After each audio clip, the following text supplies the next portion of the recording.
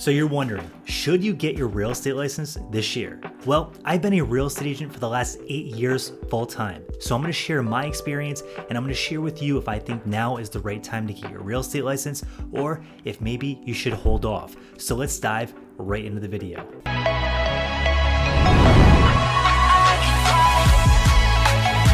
My name is Chris with the Empire of Real Estate YouTube channel. Before we dive into the video, make sure you get our How to Get Licensed and Start Your Real Estate Career Guide down in the description below. I hope you enjoy it. So you're thinking about getting your real estate license, but you're just not sure if now is the right time.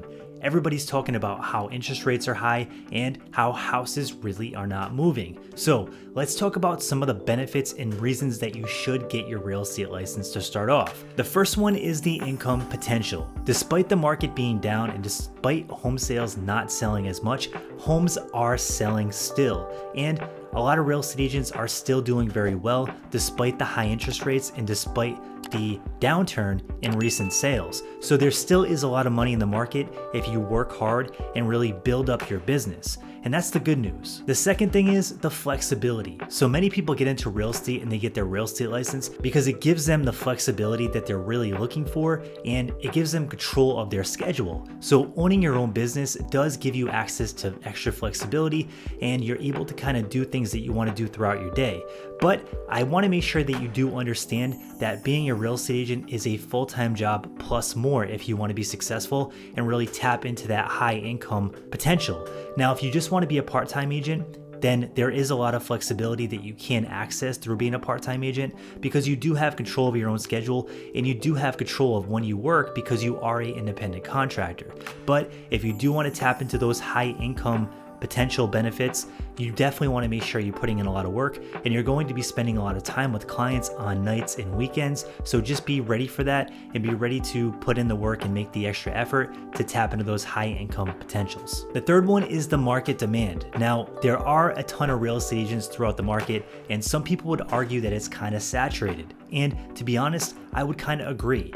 But there still is a huge demand for good quality agents that answer the phone, that show up on time, that really put the work in, and those are the agents that are going to shine in this new real estate market. So if this sounds like you, then this might be a great opportunity because good agents always rise to the top, and if they're putting the work in and making the effort, they can still do very well in a saturated market like we have now. Another reason the real estate market can be a great opportunity right now is because it requires a blue collar work ethic, but it has white collar pay. What that means is it's going to take a lot of work to be able to get sales and get transactions under your belt, but the home values are still high and real estate agents get paid based on a commission. And because home prices are so high still, agents are making really good commissions and the average check for a realtor is still quite large. So you're gonna have to put a lot of work in, you're gonna have to do the grind, but when you start making sales, those checks are going to be significant in most markets, which makes being a real estate agent a potential to a very lucrative career and a very lucrative business. Next, I want to give you an overview of what the market looks like right now for real estate agents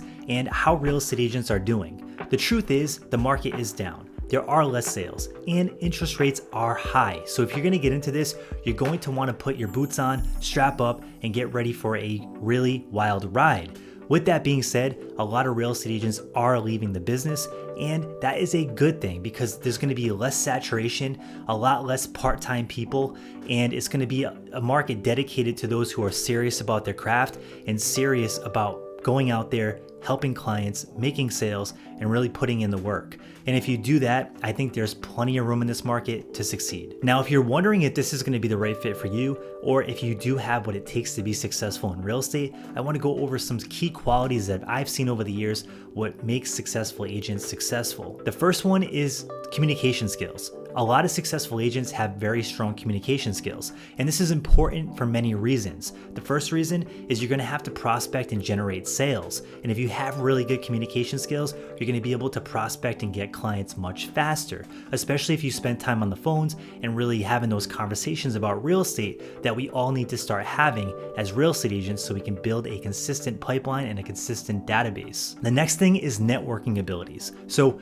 many real estate agents know that they have to go out there and be social. So if you're extroverted, you're gonna have a huge leg up because you need to go out there and talk to people and make yourself known as the local expert. I have some agents on my team that are super extroverted, and it's a huge advantage because they put themselves in situations and they put themselves in rooms where they end up getting more deals and more clients. I myself am much more introverted, and I have to push myself out there to really make these things happen. So if you are introverted, you can still be successful. I have over the last 8 years, and you can do the same thing. But just know it's going to take getting out of your comfort zone and really putting yourself in situations that you're not that comfortable in and talking to people on a regular basis. The next thing is being persistent and resilient. So real estate is a hard career. You're going to run into people that work with other agents. You're going to run into friends and family that use other agents to sell their properties when you're just trying to get your business off the ground and you're struggling. And that can be hard. It can be painful. And you're also going to run into people that you've talked to multiple times, you've prospected, you've added value, and then you see their house come on the market with another agent. So you have to be persistent and resilient because this career does take a really thick skin, and if you want to be successful at it, you're going to have to just push through those tough times and see your way to the top. The next thing is budgeting and having a good financial sense. And what I mean by this is you want to be able to really budget your money well, because commissions come in fast, and sometimes we get crazy and start buying all kinds of stuff we don't need as a brand new agent. Now, once you're seasoned, you're going to realize that it's good to store these commissions away, build up a good nest egg of reserves, because every month you might not have a commission, and when that happens, you want to make sure you have the funds to cover it. And I would actually say it's best to put away 12 months of reserves, so that way if you have a bad month or two, it's totally okay and you're not stressing yourself out. So make sure that you're capable of managing your finances, and if you're not, make sure you get a good plan in place so that you can manage it. Figure out what your monthly expenses are, and then go from there. Now, if this career does still pique your interest and you're like, hey, I want to do the work, I want to access the big income, I want to go out there and hustle and be a real estate entrepreneur, then you're going to want to spend some time getting your license. So I'm going to go over a couple basic steps that will help you get your real estate license faster. The first thing is you have to complete your educational requirements. Now, I suggest you check out online real estate schools like Colibri Real Estate. There's an affiliate link down below where you'll access different discounts and sales. The good thing is they offer things like live stream classes, and they offer self-paced classes where you can do this all online. And if you're in a hurry, you can do it in a hurry. If you're not in a hurry, you can take your time and work through it. And the good thing is if you have a busy schedule and you're already at a 9-to-5 job, you can fit this in while you're working your 9-to-5 job, and you don't have to take special time to drive to a classroom and do all that stuff. The next thing is going to be studying for your exam. Now, a lot of people do fail the real estate exam, but you don't have to. There are different tools out there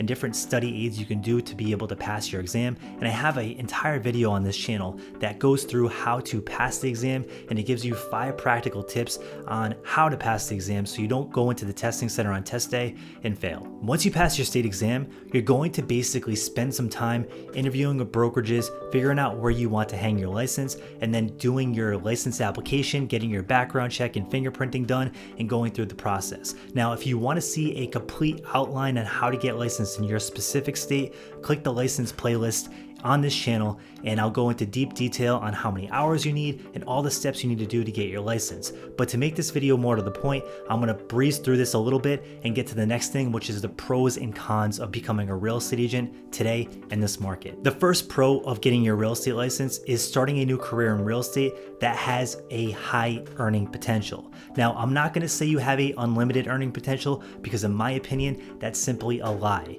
In my personal experience, the majority of agents that become very successful make a couple $100,000 per year. And then some of those agents use it as a stepping stone to become real estate investors, property developers, and some even start brokerages or giant teams. Now, there's tons of ways to become successful in real estate, but a lot of the agents that are very successful, that's kind of what they're making. Now, there are some outliers that are making over $1 million a year in certain markets, but I just want to be realistic in this video and not sell you a dream, because in my opinion, it's super important to be real. And this is what I needed when I started my career, because I wish someone told me straight and didn't say, hey, there's no income but cap on your income. Well, yes, it's true, there's no income cap on your income, but there's only so much time in a day, and this is a service business, and you have to spend time with clients, showing them houses, negotiating deals, so there's a lot that goes into it on the back end. So I don't want to sell you a dream and say you're going to earn $100 million doing this, because you're probably not going to. but it's a great stepping stone business, and it's a great business where many agents that are successful are making six figures and multiple six figures a year. A con to this business is the time commitment. While there is possibility for a flexible schedule, when you start getting busy with clients, you're going to have to invest a lot of time. You might have to show a client 20 or 30 houses before they go into contract. You might have to spend nights and weekends at a seller's house going through different things and different checklists and ways to make their property more appealing. You might have to go on listing appointments late at night when people are just getting out of work. There's tons of sacrifices you're going to have to make in order to make this business successful, especially if you want to do it full time. Another pro to getting into this business is the skills that you're going to develop along the way. This industry has a super high failure rate. I've actually read a statistic where it's about 87% of agents fail out of the business. So in order to become successful at this, you're going to develop skills that will benefit you in other businesses and throughout your entire career. One skill is sales. Another one is marketing.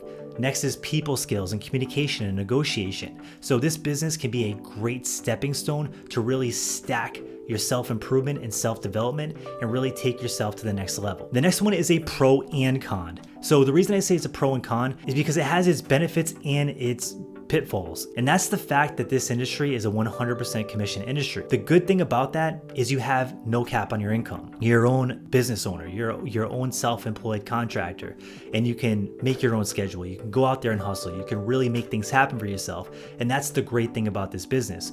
But the downside to that is when things aren't going so well, you're not going to be making any money, and you might be putting a ton of time into this business and this career and not making any income. And this is why a lot of people burn out and fail, is because they can't have that resilience to push through those hard times when they come. So if you feel like you're resilient and you can push past that and you can handle having a 100% commission business, then this will probably be okay. But if you're not sure if you can handle that, then it's something you definitely want to consider. The last con is the fees and expenses. Now, you do have a lot of fees as a realtor that are hidden, such as MLS dues, E&O insurance, brokerage fees.